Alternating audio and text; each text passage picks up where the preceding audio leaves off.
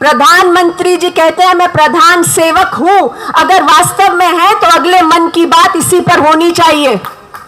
अगले मन की बात में प्रधानमंत्री जी को कहना चाहिए कि इतने पेपर लीक हो रहे हैं, कौन जिम्मेवार है, उनकी सरकार में कौन कौन रिजाइन करेगा, उनकी सरकार में कौन कौन रिजाइन करेगा। इंडियन एक्सप्रेस की एक स्टोरी आई, उसमें उन्होंने काउंट किया कि 2002 से अभी तक 2025-26 तक 45 केसेस में घपला हुआ है, पेपर लीक हुए हैं।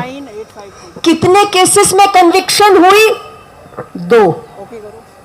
मतलब 45 केसेस में पेपर लीक हुए, बड़े एग्जाम्स में जिसमें 1 लाख से ज्यादा छात्र बैठे। और लीक होता है तो केवल ये नहीं कि पेपर लीक हो गया चलिए फिर से करा देते हैं। कितने छात्र हैं जो आत्महत्या कर रहे हैं? कितने छात्र हैं जिन्होंने 2002 से आज तक आत्महत्या करने पे मजबूर हुए हैं क्योंकि पेपर लीक हो रहे हैं। और ऐसे 45 पेपर लीक बड़े एग्जाम्स के हुए, उसमें से कन्विक्शन कितने में हुई? 2 में। तो आप बताइए किसी को डर होगा? क्यों पेपर लीक बंद होगा? पेपर लीक कैसे बंद होता है? चोरी कैसे बंद होती है? भ्रष्टाचार कैसे बंद होता है? वो तो तभी बंद होता है जब दंड का डर हो। हम सबके देश के लोकतंत्र के भविष्य की लड़ाई हो रही है। जवाबदेही कैसे होगी अगर जो आपकी मेन बॉडी है जिसको एग्जामिनेशन कराना है, वो बॉडी हमारी, वो जो एजेंसी है वो हमारी संसद को जवाबदेही नहीं है? क्या रिफॉर्म लाने की बात कर रही है सरकार? क्या कह रही है कि हम विश्व गुरु बन जाएंगे? अगर प्रधानमंत्री जी वास्तव में अगर सरकार लोगों की है, यहां पर जो सारे पोस्टर लगे हैं कि शिक्षा मंत्री रिजाइन करें, बिल्कुल सही है कि ऊपर से बात शुरू होनी चाहिए, लेकिन क्या कितना तंत्र का हिस्सा उसमें जुड़ा है कि इतने पेपर लीक पे पेपर लीक हो ही चले जा रहे हैं? जिम्मेवारी पूरी तय होनी चाहिए। सिस्टमिक रिफॉर्म की जरूरत है शिक्षा के क्षेत्र में। प्रधानमंत्री इसकी बात करें। अपने मन की बात उनकी हमने 12 साल सुन ली, 10 साल सुन ली, अब लोगों के मन की बात भी करें। यहां आए, सुने, देखें क्या हो रहा है। लोग हंगर स्ट्राइक पर बैठे हैं, जो एजुकेशन पे इतना काम करते रहे हैं वो हंगर स्ट्राइक पर बैठे हैं। थोड़ी बात सुने, समझे क्या करने की जरूरत है। लोगों की शक्ति, युवा शक्ति, जनता मालिक है लोकतंत्र में। तब तक प्रोटेस्ट जारी ही रहना चाहिए, क्योंकि जवाबदेही नहीं है तो लोकतंत्र नहीं है। क्या हो रहा है जवाबदेही के नाम पर? आप देखिए, यहां पर जितने लोग मुझे आज दिख रहे हैं, मुझे तो लगता है कि लाखों की संख्या में लोगों को यहां होना चाहिए। मैं तो कहती हूं कि हर इंसान को, यहां पर इतने पुलिसकर्मी दिख रहे हैं, हर एक को यहां आकर प्रोटेस्ट में भाग लेना चाहिए, क्योंकि ये किसी एक बच्चे की, एक किसी छात्र की, एक किसी नागरिक की लड़ाई नहीं है, ये हम सबके भविष्य की लड़ाई है। हमें कॉकरोच कहे, एंटी नेशनल कहे, कुछ भी कहे, हमें इस बात से जरूर एक हौसला लेना चाहिए कि अगर कुछ पावरफुल नहीं हो रहा हो तो कोई सरकार, कोई कोर्ट ऐसे नाम देकर लोगों को दबाने की कोशिश नहीं करेगी। तो ये जो संघर्ष है ये बहुत पावरफुल है, इसलिए इस पूरे संघर्ष को जिंदाबाद। यहां पर जो सभी मौजूद हैं, सोनम वांगचुक जी हैं जो हंगर स्ट्राइक पर बैठे हैं, 25 स्टूडेंट्स हैं, छात्र हैं जो हंगर स्ट्राइक पर बैठे हैं।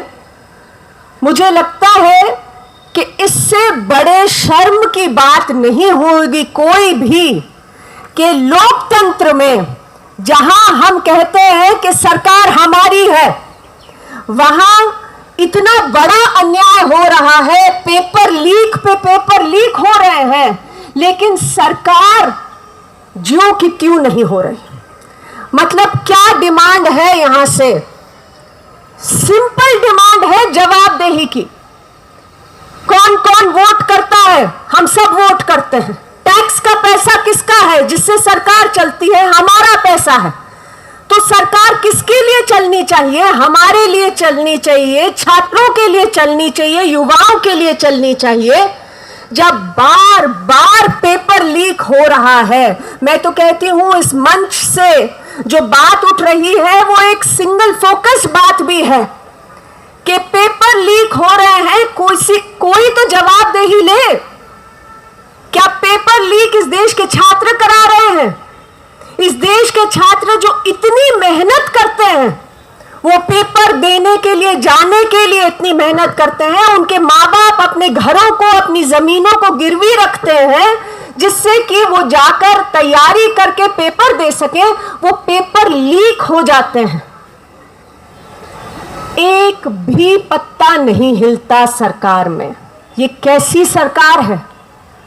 और नैतिक जिम्मेवारी, मैं तो कहती हूं नैतिक को भी छोड़िए, कोई तो जिम्मेवारी ले, कोई तो कहे कि हाँ भाई गलती हुई है, हम इस्तीफा देते हैं, गलती हुई है, हम इसको ऐसे सुधार रहे हैं। कुछ आवाज आई है, ये बात आ जाती है कि जी अब हम आर्मी को बुलाएंगे, अब आर्मी आएगी हमारे बच्चों के इम्तिहान कराने के लिए। ये कोई जवाबदेही का तरीका है लोकतंत्र में? और यहां पर लोगों को इकट्ठे होना पड़ रहा है, इस गर्मी में इकट्ठे होना पड़ रहा है, हंगर स्ट्राइक पे बैठना पड़ रहा है कि कुछ तो शर्म करिए, कोई तो जवाबदेही कबूल करिए, जिम्मेदारी कबूल करिए। देखिए, जंतर मंतर की बात हम कर रहे हैं। पूरे देश में आज जो माहौल है कि लोग जमा नहीं हो सकते, प्रोटेस्ट नहीं कर सकते, हमारा जो संवैधानिक अधिकार है आवाज उठाने का, इकट्ठा होने का, जवाबदेही मांगने का, आज उस पर प्रहार है। और इसलिए भी मैं कहती हूं कि ये जो आपका प्रोटेस्ट है, जिस पे आप सब बैठे हैं, ये हमारे लोकतंत्र के लिए इतना जरूरी है। ये हमारे देश में नागरिकों के लिए, युवाओं के लिए, छात्रों के लिए जरूरी है ही, पर हमारे लोकतंत्र के लिए जरूरी है। क्योंकि अगर प्रोटेस्ट की कोई जगह नहीं है, प्रोटेस्ट नहीं होती, सड़कें खाली हो जाती हैं, जंतर मंतर खाली कराया जाता है, लोगों को बैठ नहीं पाते, तो लोकतंत्र खत्म है, खतरे में नहीं है लोकतंत्र। अगर प्रोटेस्ट ना हो, राइट टू प्रोटेस्ट ना हो, तो लोकतंत्र ही खत्म है। मुझे लगता है बहुत जरूरी है कि इन स्पेसेस को नहीं खो सकते। हमारा तंत्र ये दिखा रहा है डरने की जरूरत नहीं है। 45 केसेस होंगे, उसमें से 2 में किसी में कन्विक्शन हो जाएगी, बाकी सब जो करना है करते रहिए। कितने सालों के बाद होगी कन्विक्शन, ये अलग बात है। इस तरीके का अगर माहौल बना रहा तो आप चाहे आर्मी ले आइए, चाहे नेवी ले आइए, चाहे एयरफोर्स ले आइए, कुछ ले आइए, पेपर लीक बंद नहीं होगा। एनटीए जो नेशनल टेस्टिंग एजेंसी बनाई गई है, उसके खिलाफ कितनी आवाज उठाई गई है इस देश में, क्योंकि इतनी सेंट्रलाइज्ड एजेंसी बना दी। और कैसे बनाई? एक्ट ऑफ पार्लियामेंट से नहीं बनाई, कानूनी तरीके से नहीं बनाया उसको, एक सोसाइटी की तरह से रजिस्टर्ड है, जिससे कि वो संसद को भी जवाब दे ना हो सके। तो मतलब हमारे शिक्षा मंत्री जी के तहत ये चल रही है सारा कुछ। और ये जो संघर्ष का रास्ता है, ये जो प्रोटेस्ट का रास्ता है, ये कभी आसान नहीं होता। हम देख रहे हैं कि ये तरीके का जो पूरा सिस्टम है, व्यापम का नाम हम सब कभी भूल नहीं सकते। आज डॉक्टर्स डे है, आपने बताया, और व्यापम में भी जो पूरा स्कैम चल रहा था, वो डॉक्टर्स के लिए चुनाव जो एमबीबीएस के एग्जाम थे उसमें भी चल रहा था। जिसने भी आवाज उठाई, विसल ब्लोअर ने 40 लोगों की हत्या कि 40 के करीब लोगों की हत्या हुई है जिन्होंने आवाज उठाई व्यापम स्कैम में, विसल ब्लोअर्स ने। आप लोग यहां बैठे हैं आज, आसान नहीं है।